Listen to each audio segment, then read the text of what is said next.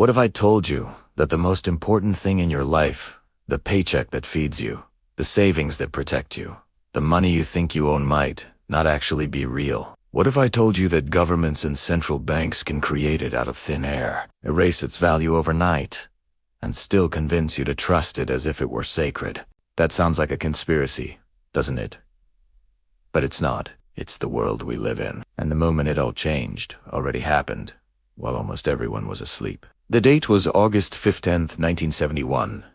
President Richard Nixon appeared on American television on a Sunday night. With calm authority, he explained that the United States would temporarily suspend the convertibility of the dollar into gold. In other words, foreign governments could no longer exchange their dollars for the gold that had always backed them. Temporary, he said. Emergency, he said. But it was permanent, and it was revolutionary. That night, the link between money and reality was severed. Dollars were no longer promises of something tangible. They were promises of nothing but themselves tokens of faith in a government's word.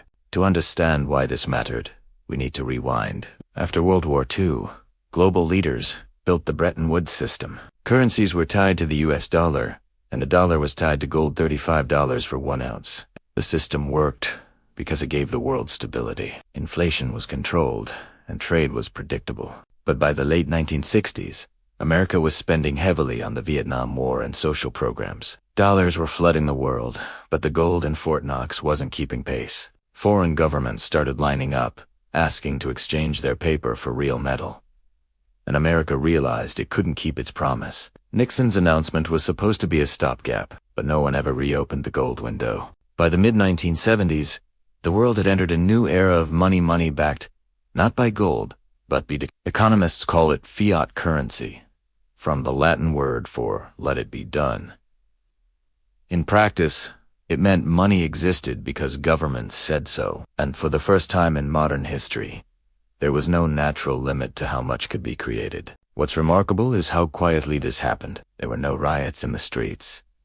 Stores still sold groceries. The illusion was maintained. But beneath the surface, something profound had shifted. Humanity had stepped into a world where trust, not scarcity, was the foundation of the financial system. And history tells us that once trust becomes the only anchor, it's only a matter of time before cracks appear. This wasn't the first time money had been untethered from reality. The Romans learned that lesson the hard way. Their silver coins were gradually debased by emperors, desperate to fund their armies. Nero, then later rulers, pushed it until the coins were little more than bronze with a silver wash. Inflation soared, confidence collapsed, and the economy unraveled. Centuries later, the Yuan dynasty in China tried a similar experiment with paper money. At first, it was brilliant, but soon, emperors discovered the temptation of just printing what they needed instead of taxing. The presses ran hot, confidence ran cold, and the grand project ended in collapse. Do you see the pattern?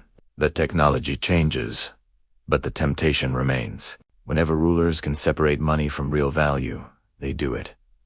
And the public pays the price. That's why Nixon's move was another verse in a very old song. The difference this time was scale. The dollar wasn't just America's currency, it was the backbone of the global system. Once it left gold behind, the entire world followed. Currencies floated. Central banks experimented, and governments discovered the sweet drug of debt without limits. At first, it seemed to work. Freed from gold, central banks could cut rates to stimulate growth. We got decades of credit booms, bubbles, and crashes, each one bigger than the last. But this system isn't designed for stability. It's designed for momentum. The debt has to keep growing. The money supply has to keep expanding. If it slows down, it risks collapse. And that is where we find ourselves today. A world where money has no anchor except faith. Since 1971, global debt has exploded to levels that would have been unthinkable. In 1970, U.S. federal debt was about $370 billion. Today, it's over $34 trillion. Think of the crises we've lived through. The dot-com bubble, the 2008 housing collapse, the 2020 pandemic stimulus. Each time, the solution was the same. More money, more credit, more intervention. We are told this is stability, but it's acceleration, and you can see the costs in the erosion of your purchasing power.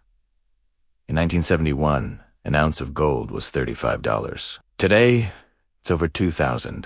A house in the US averaged about $25,000 then. And here is the brutal truth. Trust holds until it doesn't.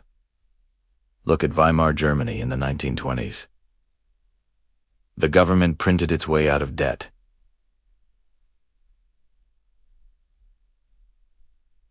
Families carried wages in wheelbarrows. Children made kites out of worthless banknotes. When trust broke, the economy collapsed. Most people never stop to ask the most basic question: what is money? It's not a law of Nacharitsa, a human invention, a system of trust. Once it was seashells, then gold, then paper backed by gold. Now it's paper, or even digital entries, backed by nothing at all. Every step takes us further from reality and deeper into abstraction, making the system more vulnerable. The real lesson here is about power. Every time money is separated from something tangible, those in power gain freedom and the rest of us gain risk. That is the cycle. And it began the day money stopped being real. So what do? First, we stop pretending. We look at history and recognize the signs. Second, we protect ourselves by understanding the system.